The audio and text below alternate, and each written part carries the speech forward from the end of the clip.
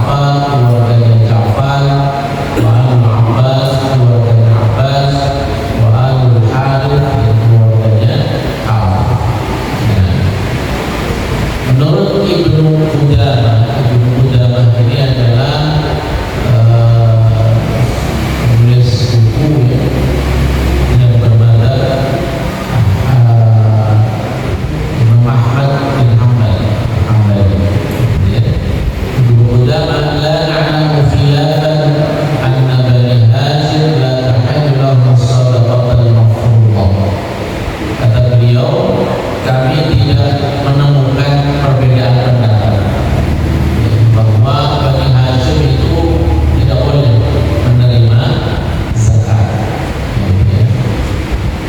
Nah, Bani Hashim di sini sampai generasi berapa?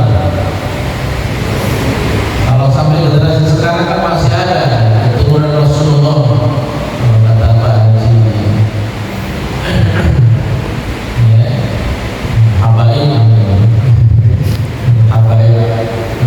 sekarang kan belum menerima zakat.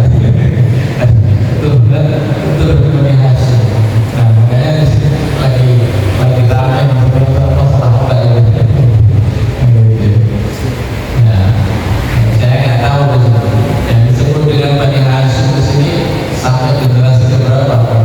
Kalau sampai generasi sekarang berarti yang disebut sebagai keturunan Rasulullah. Keturunan Rasulullah itu adalah ya putri Rasulullah Fatimah, ya, bersama sahabat Ali radhiyallahu anhu, ya. Ada hadisnya, kata Rasulullah, inna sadaqata la tanbaghi li ali Muhammad. Sesungguhnya sedekah zakat tidak boleh untuk keluarga Muhammad. Ini kata Rasulullah. Jadi kalau di sini Pak Oi ngaku sebagai Habib, itu dan Rasulullah, jadi harus siap-siap tidak menerima zakat. Tapi kita tidak berharap untuk menerima zakat. Kita semuanya berharap sebagai muzaki, tidak berharap sebagai mustahik. Kita semuanya berharap menjadi muzaki. Ini lanjutan hadis Rasul Sallallahu Alaihi Wasallam yang tadi Rasulullah menyebutkan sedekah la tanbaghi li Muhammad. Sedekah zakat tidak boleh untuk keluarga Muhammad. Innama hiya awsafun nas, karena sesungguhnya sedekah itu adalah kotoran manusia. Kenapa disebut kotoran? Ya, karena memang zakat itu kan apa? Membersihkan. Makanya yang dipotong, yang dikeluarkan itu adalah kotoran hartanya. Jadi yang hartanya milik kita itulah yang sesungguhnya yang tidak tercampur dengan zakat. Maka zakat itu disebut kotoran. Maka di sini Rasulullah menyebutkan boleh karena zakat itu kotoran manusia. Ini maksudnya begitu ya. Jadi sama sesuai dengan nama zakat itu tumbuh. Artinya orang yang mengeluarkan zakat akan menumbuhkan hartanya. Zakat juga bermakna bersih, suci. Artinya orang ketika mengeluarkan zakat akan membersihkan dirinya dan membersihkan hartanya. Makanya dikeluarkan itu kotoran, ya, kotoran. Maka kotoran itu yang disebut Rasulullah kotoran manusia, sehingga tidak layak diberikan kepada keluarga Nabi Muhammad SAW. Hadis riwayat Muslim. Wa Nabi Hurairah qala afadal Hasan tamratan min tamr sadaqah.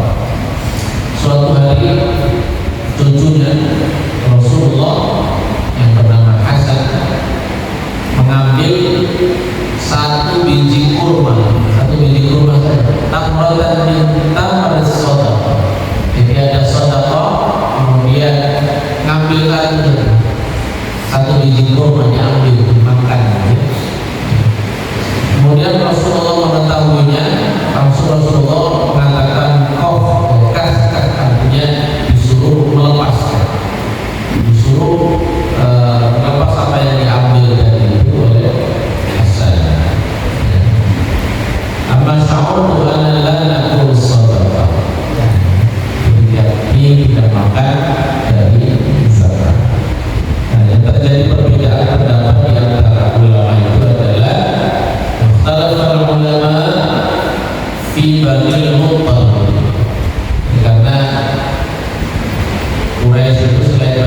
Muslim ada Bani Muthalib. Ada perbedaan pendapat di antara ulama. Menurut Imam Syafi'i, annahu laisa lahumul akhdhu min az-zakat mithlu Bani Hashim. Pendapatnya Imam Syafi'i, Bani Abdul Muthalib, Bani Muthalib ini tidak berhak mengambil zakat sama seperti Ibnu Hashim atau Bani Hashim. Ini diriwayatkan oleh Imam Syafi'i dan juga Imam Ahmad dan Imam Bukhari dari Jabir bin Mut'im, lamma kana yaum Khaybar wada'a an-nabi sallallahu alaihi wasallam sahma dzul qurba fi Bani Hashim wa Bani Muttalib wa taraka Bani Nawfal wa Bani Abd Syams fa'ataitu ana wa Uthman bin Affan Rasulullah faqala ya Rasulullah haula Bani Hashim la nadru fadlahum lil mawdi' alladhi wada'aka rabbihim fa qalu ikhwanuna Bani Muttalib أعطيتهم وتركتنا وقرابتنا واحدة. فقال النبي إنا وبني المطلب لا نختلف في جاهلية ولا إسلام وإنما نحن وهم شيء وهو شيء واحد شبك بين أصابعه. Jadi ceritanya pada masa perang Khaybar ada pembagian harta diberikan kepada Bani Muthalib, Bani Nawfal, sahabat yang membagikan dari Rasulullah mengenal, menyadari tentang kemuliaan, keutamaan Bani Hashim. Kemudian bagaimana dengan Bani Muthalib? Kemudian Rasulullah menjawab, Bani Muthalib tidak ada bedanya dengan Bani Hashim. Kami semuanya adalah satu. Sambil Rasulullah meningkatkan jari-jari kedua tangan dan kiri, gitu ya. Di sini kemudian ulama mengambil pendapat yang diambil oleh Imam Syafi'i dan Imam Ahmad tadi, bahwa Bani Muthalib sama juga seperti Bani Hashim tidak boleh mengambil zakat. Berbeda dengan Abi Hanifah, anna li Bani Muthalib an yakhudhu min az-zakat. Kalau menurut Imam Abu Hanifah, mazhab Hanafi, Bani Muthalib itu boleh mengambil zakat. Ini semuanya ada hadisnya, ya, ada hadisnya. Jadi ada perbedaan. Selanjutnya yang ketiga dan keempat yang tidak boleh menerima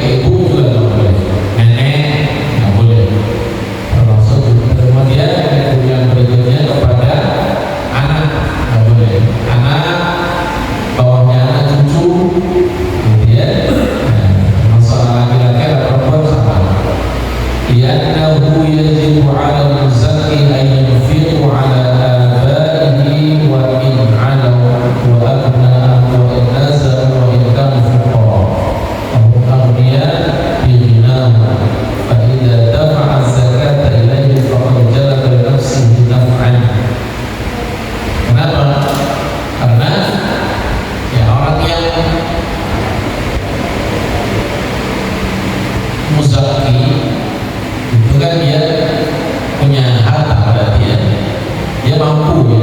Orang yang sudah mengeluarkan zakat artinya dia sudah mencapai nisab, berarti dia mampu gitu ya.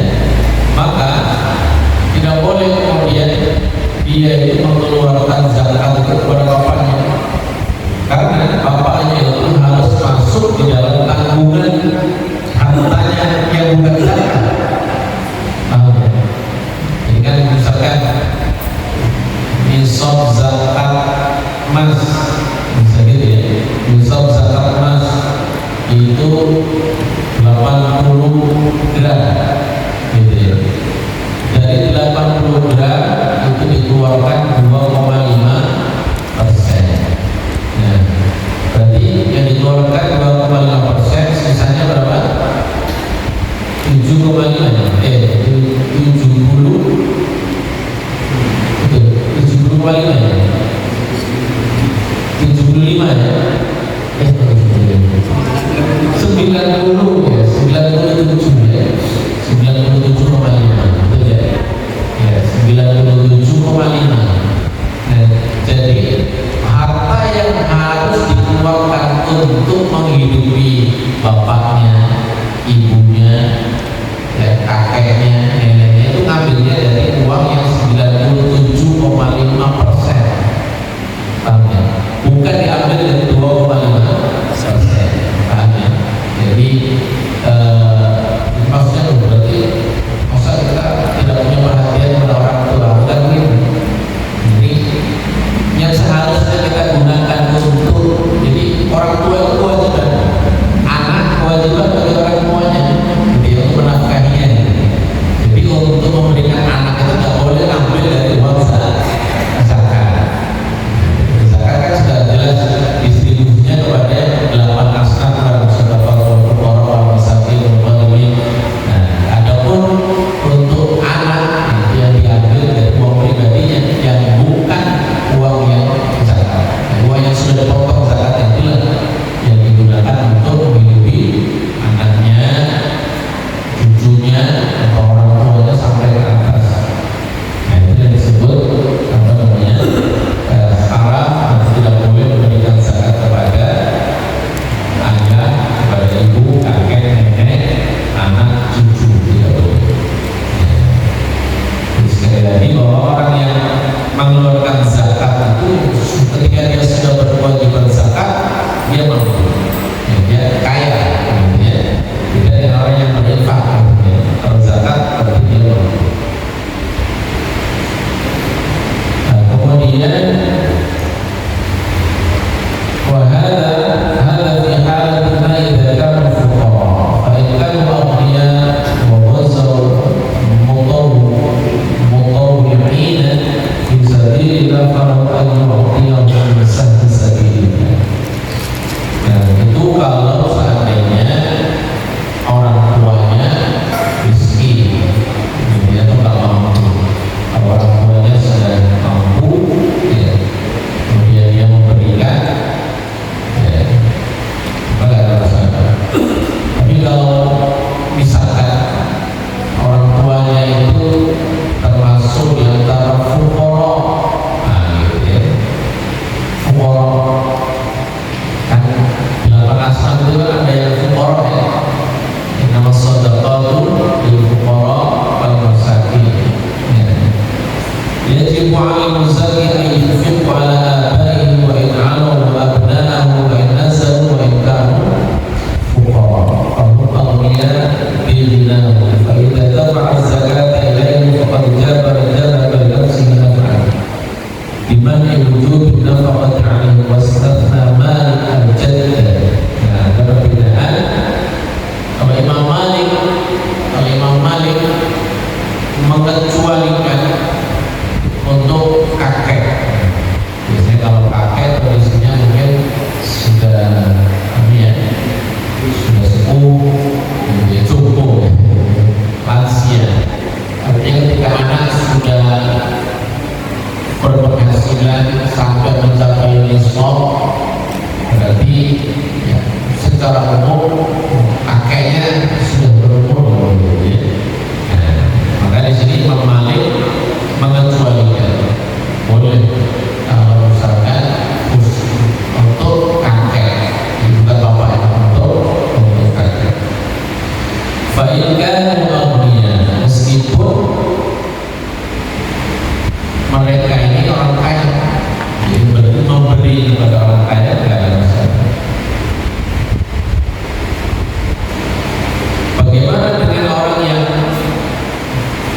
ikut berjihad di jalan Allah, gitu ya.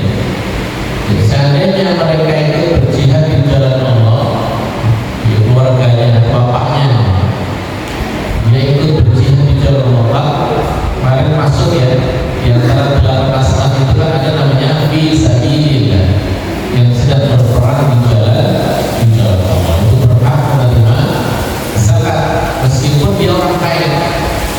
Meskipun dia orang kaya, dia berhak mendapatkan zakat. Kemudian zakat, karena dia tidak berjihad, dia meninggalkan keluarganya, kan begitu ya. Kemudian totalitas berjuang, dia berhak mendapatkan pembagian zakat. Kalau kasusnya misalkan orang tuanya ikut di dalam perang fisabilillah, ya, maka kemudian itu diambil, kalau dia mendapatkan jatah zakatnya itu dari fisabilillah. Makanya kalau orang lebih memilih mendistribusikan membayar zakat itu antara ke lembaga dengan kepada ya, langsung individu. Ya, ada beberapa manfaat, ketika orang menyalurkan atau membayar zakat itu melalui lembaga. Ya, di antaranya yang pertama, maka itu akan menjaga wibawa citra mustahil orang yang diberi atau orang yang berhak menerima zakat. Kemudian orang dibuat tidak mempunyai jasa, ya. Jadi seolah-olah orang muzaki, orang yang memberikan zakat itu dia memberikan jasa kepada orang yang mustahil. Itu kalau memberikan langsung, individu langsung yang memberikan zakatnya. Tetapi ketika orang membayar zakat melalui lembaga Baitul Mal atau apa zaman dulu kan gitu ya, ada sahabat yang ditugasi sebagai amil zakat, gitu ya, panitia zakat pada di sini, maka di situ bisa menjaga ya, rasa, menjaga hal-hal yang menimbulkan tadi kecenderungan rasa keenak dan lain sebagainya. Nah, itu di antara. Nah, termasuk seperti ini tadi keluarga, ketika dia menyalurkan langsung pada kakeknya, dia terjadi ini boleh nggak, gitu ya, dia masuk di dalam fisabilillah atau dia masuk dalam fuqara, kemudian begitu. Kemudian boleh nggak saya beliau ambil dari uang zakat?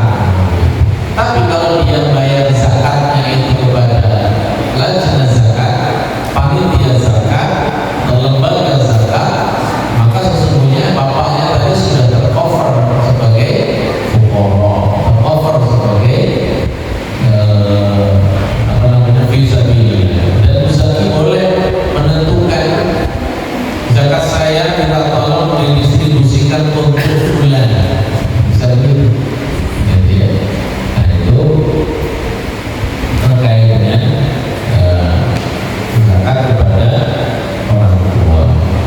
Kemudian yang kelima, orang yang diharapkan untuk menerima zakat adalah az-zawjah, zakat dari istri, ya, zawjah, istri.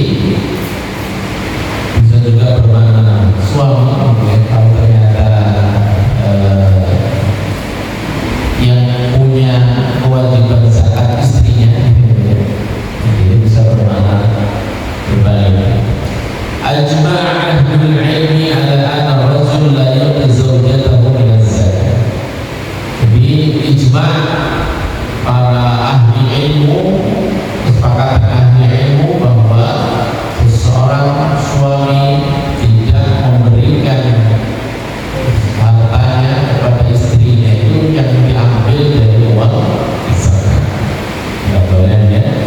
Jadi yang diberikan kepada istri, pada anak-anak, itu diambil dari hartanya yang sudah dipisahkan dari zakat. Kemudian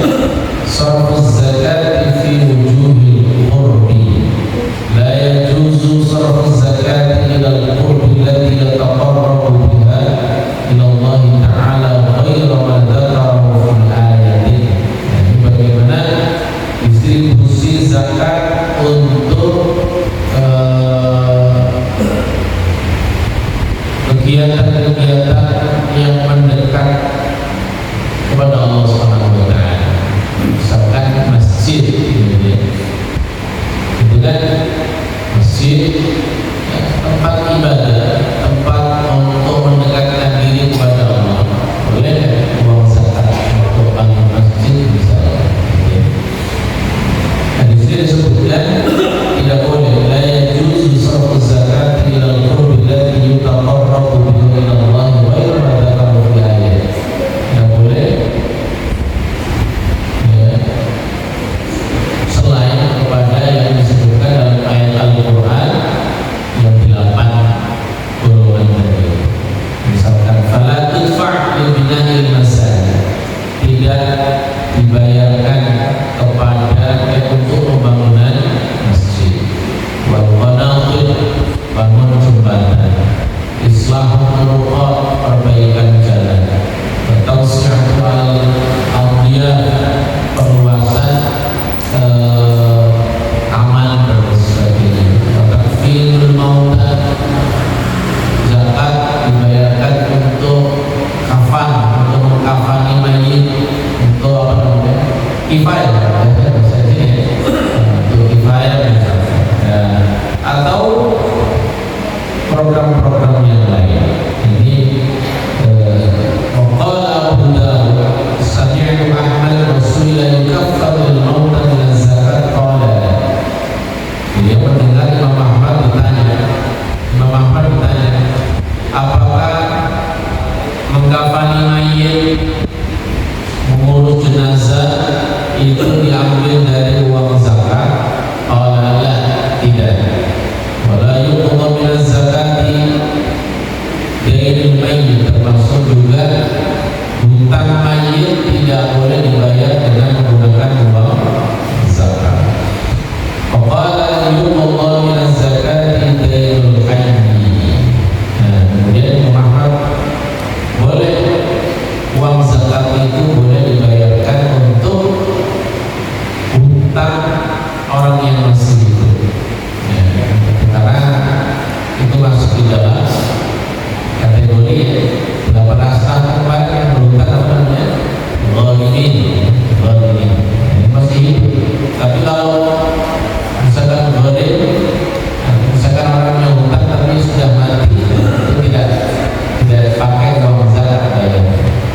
Kalau orang yang masih hidup bayarnya bisa boleh pakai uang zakat.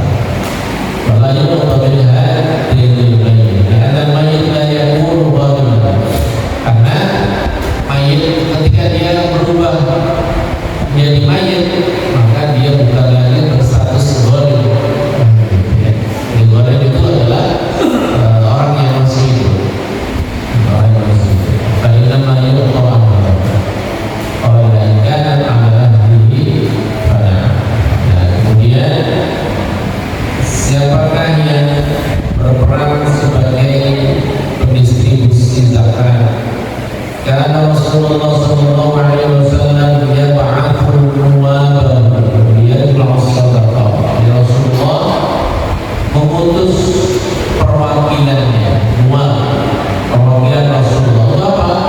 Liyajma'u zakat, untuk menghimpun zakat, wa yuwazzi'uha 'alal mustahiqin, dan mendistribusikannya kepada yang berhak menerima zakat.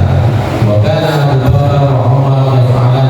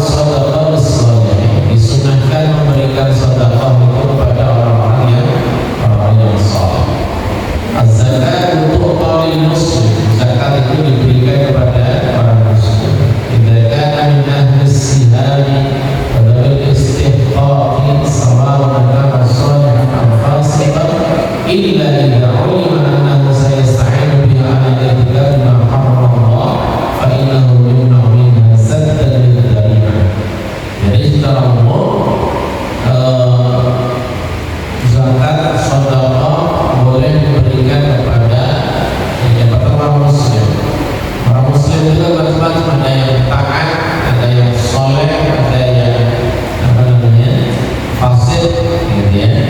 Nah, sama, boleh, tidak ada masalah. Yang penting muslim.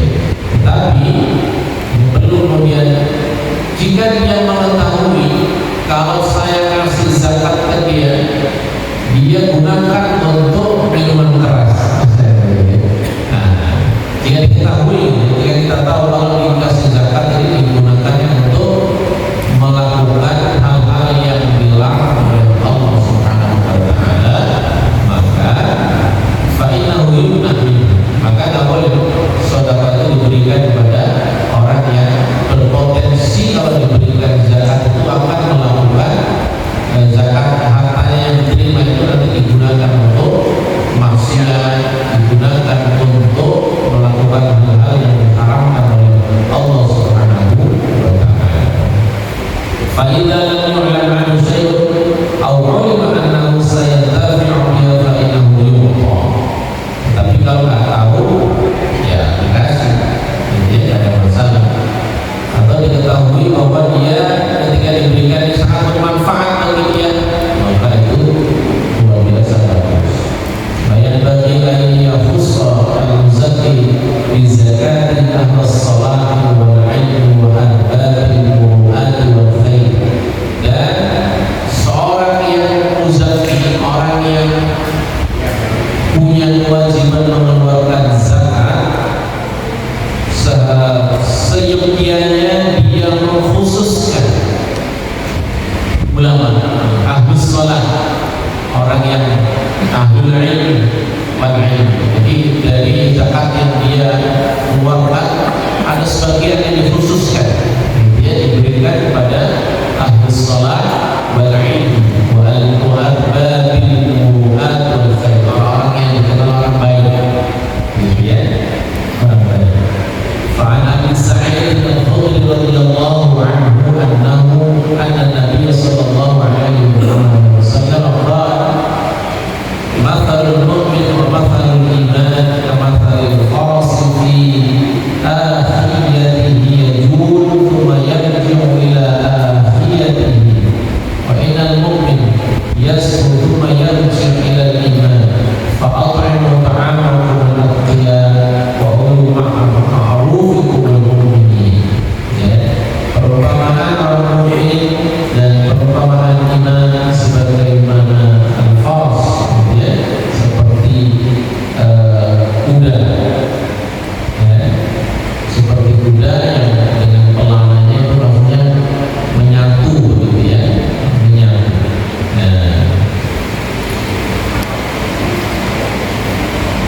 Artinya sesungguhnya orang mukmin, ya, itu dia seharusnya dia itu kembali kepada keimanan. Orang mukmin kadang-kadang lupa, orang-orang yang fasik.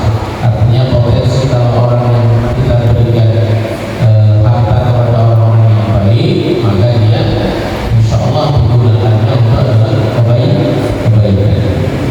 Maka di sini Rasulullah merintahkan fa'at'imu ta'amakum al-aqiyah, berikanlah makanan. Nah, ya, di sini yang berbentuk sedekah zakat. Kata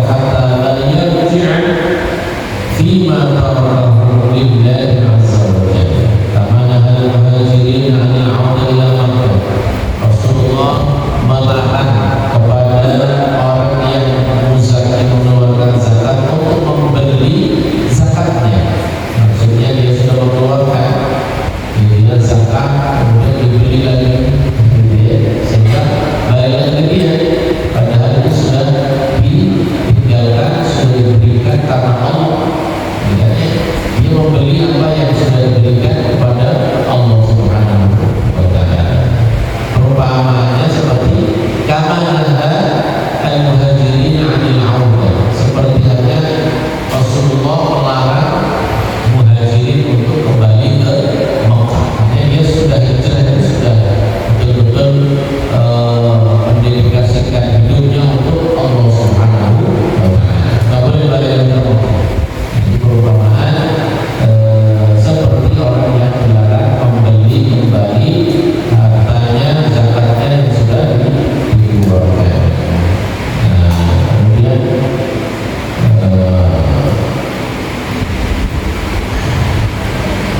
terakhir, istihbab i'ta' zakati liz-zawji wal aqarib idza kana liz-zawjati mal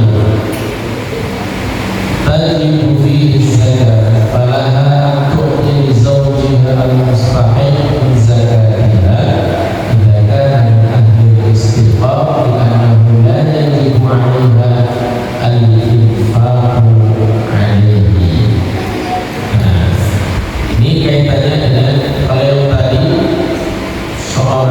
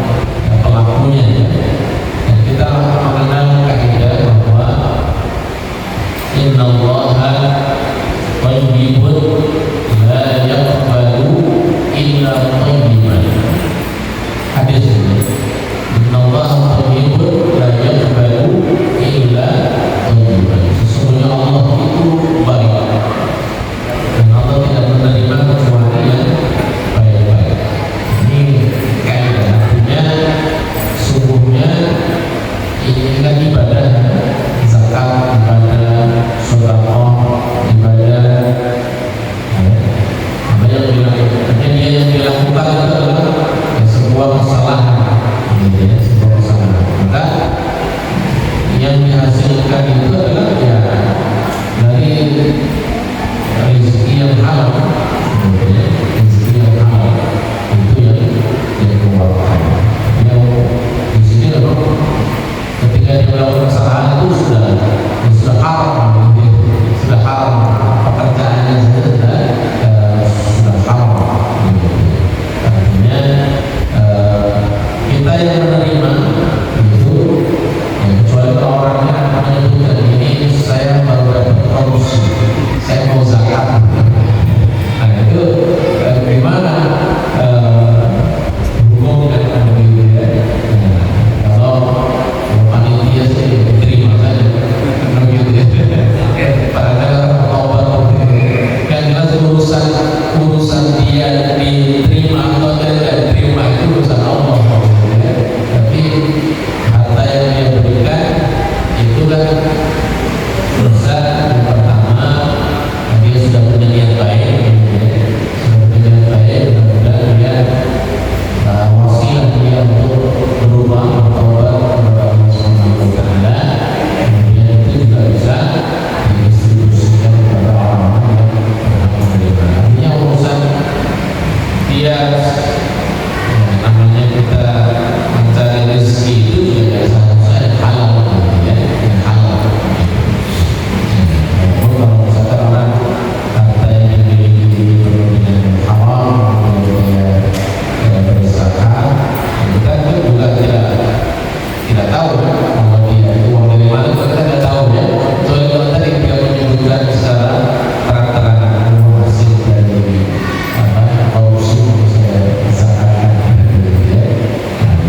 Jadi ada kita kepada Allah Subhanahu wa Ta'ala, kita mendatangi Allah Subhanahu wa Ta'ala, taqarrub kepada Allah tentu dengan yang baik. Sama dengan kita berangkat haji, gitu ya. Uang dipakai berangkat haji, hasil dari mana, gitu ya. Itu sama kayak begitu. Yang urusan hajinya sah, selama dia memenuhi syarat dan rukunnya sah. Tapi urusan diterima atau tidaknya itu adalah Allah yang Maha tahu.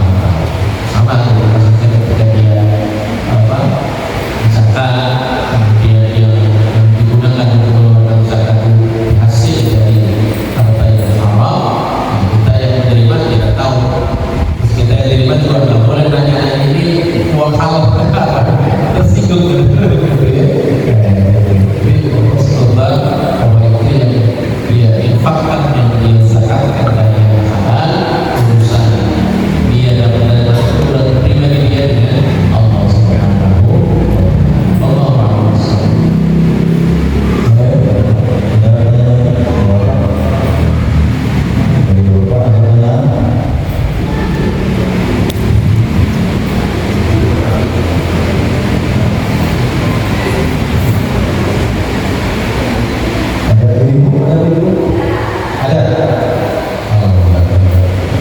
Assalamualaikum warahmatullahi wabarakatuh. Mau bertanya Pak Ustaz tentang zakat fitrah. Apakah boleh kita menerima zakat fitrah dan diberikan lagi untuk zakat fitrahnya kepada orang lain? Contohnya, kita memberikan zakat fitrah kepada fakir miskin, sedangkan dia belum zakat fitrah dan waktu telah mepet, hanya punya pemberian zakat fitrah dari orang lain. Apakah itu boleh dia membayar zakat fitrah dari hasil pemberian zakat fitrah itu? Itu aja Pak Ustaz. Terima kasih. Wassalamualaikum warahmatullahi wabarakatuh. Saya bacakan hadis tentang zakat fitrahnya. Qala Rasulullah sallallahu alaihi wasallam zakat al-fitri tuhratan lis-sha'imin min-nadhi wa rafati wa tuhmatan lil-masakin man addaha qabla as-salati fa hiya zakatun maqbulah wa man addaha ba'da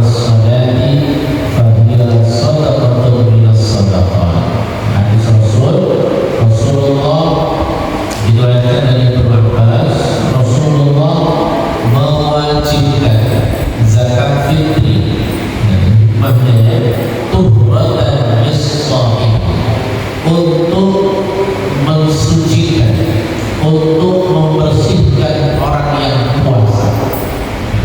Jadi ini agak berbeda dengan zakat mal. Fungsi dan hikmah dari zakat fitrah dengan zakat mal itu berbeda. Ya. Kalau kita lihat hadis Rasul di sini, yang pertama, zakat fitrah itu tuhratan lis-shaim, untuk membersihkan orang yang berpuasa. Jadi memang kaitannya ini dengan puasa Ramadan. Ya.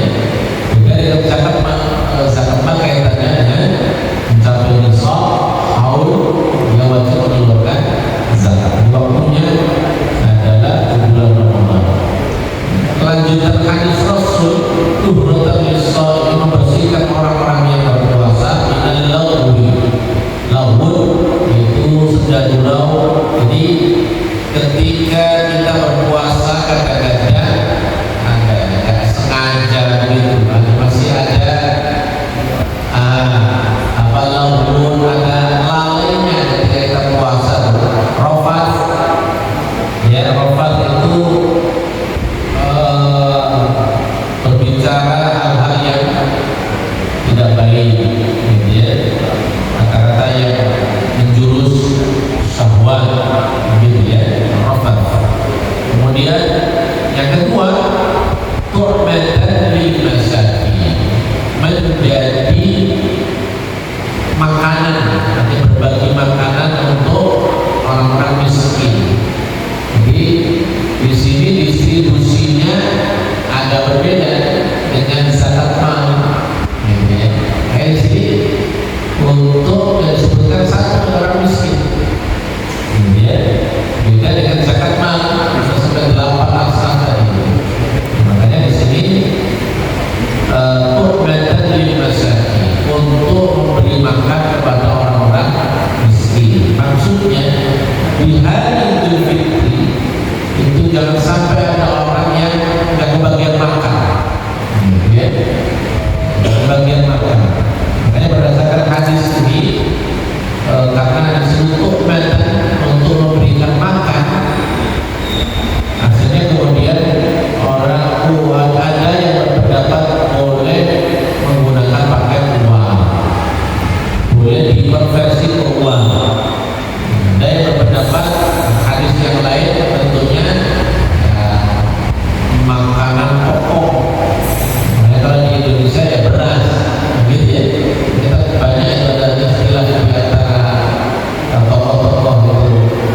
Saya sebenarnya harus sesuai dengan hadis Rasul, ya, apa namanya, qutul yaum.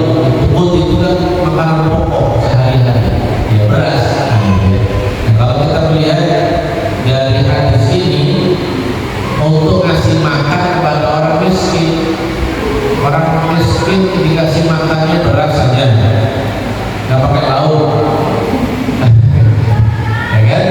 Nah, berarti kalau mau ngasih makan kepada orang miskin harusnya beras tambah lauknya. Ya udah, kalau begitu diuangkan. Nanti pendapat yang kemudian membolehkan konversi pakai uang. Intinya bagaimana di hari itu, karena sesungguhnya di Lebaran itu justru orang nggak butuh makan, ternyata bumbunya pakai yang baru. Dikasih beras dijual buat beli baju baru anak-anak, gitu ya. Jadi kebutuhannya begitu, tu'matan lil masakin. Jadi hikmahnya itu begitu. Jadi untuk membersihkan orang yang berpuasa. Kemudian yang kedua adalah untuk memberi makan kepada orang-orang miskin di hari bahagia. Jangan sampai ada orang yang sedih dan kebagian makanan. Nah, gitu ya. Ada orang sedih juga kan nggak bisa makan. Sedihnya karena nggak bisa beliin anaknya pakaian baru. Gitu ya. Bagaimana hukumnya kalau misalkan orang memberi zakat fitrah kepada kita, kemudian kita berikan kepada yang lain? Tidak ada masalah. Orang yang memberikan kepada kita berarti itu sudah menjadi hak kita, ya.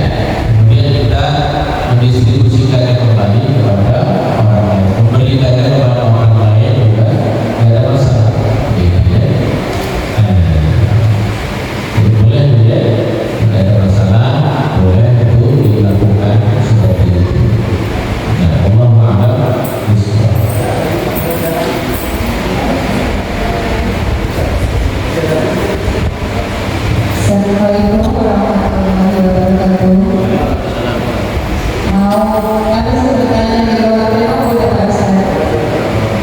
Enggak Bu, kalau bisa saya jawab, kalau nggak bisa saya.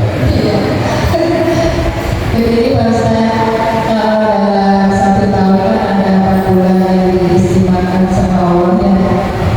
Muharram, Rajab, Dzulqa'dah, dan Dzulhijjah. Dan di antara 4 bulan itu ada 3 bulan yang setiap tahun diperingati oleh umat Islam khususnya di Indonesia. Seperti Muharram kemarin ada penyatuan anak yatim, terus disunahkan untuk puasa Asyura. Terus yang di bulan Rajab ada peringatan Nuzul Quran dan Nuzul Quran Surah Iqra. Terus yang di bulan Dzulhijjah ada apa sih peringatan penyembelihan kurban sama ibadah haji. Sedangkan di bulan Dzulqa'dah itu ceritanya gimana bisa termasuk bulan yang diistimewakan. Itu aja Mas. Assalamualaikum warahmatullahi wabarakatuh. Waalaikumsalam warahmatullahi wabarakatuh. 4 bulan yang dimuliakan disebut dengan Ashhurul Hurum. Dan itu berdasarkan ayat Al-Quran. Inna iddatash shuhuri 'indallahi 12 syahran fi kitabillah yawma khalaqas samawati wal arda minha arba'atun hurum.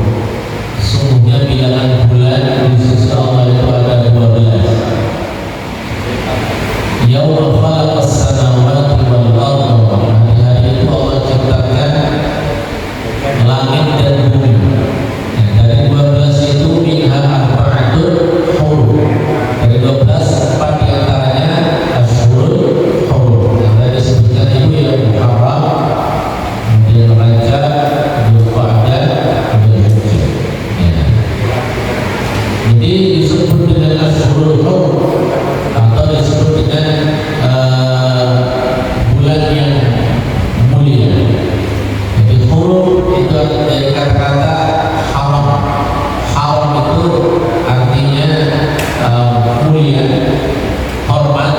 Jadi kalau pakai bahasa Indonesia hormat itu dari bahasa Arab hormatul, ya, hormat, dihormati, dimuliakan.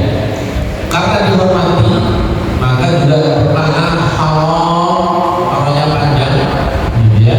Satu struktur kata, karena saking mulianya maka diharamkan terjadi hal-hal yang kemaksiatan, kemudian termasuk peperangan. Di zaman Rasulullah itu sering berperang, tapi nggak boleh perang di 4 bulan ini, nggak boleh, gitu ya. Jadi di 4 bulan ini harus dijamin keamanannya. Maka pelaksanaan ibadah haji, pemberangkatan ibadah haji sampai dengan kepulangan ibadah haji itu harus dijamin keamanannya, tidak boleh ada peperangan. Jadi itu menjadi klausul bersama, kesepakatan bersama, sudah menjadi adat bersama.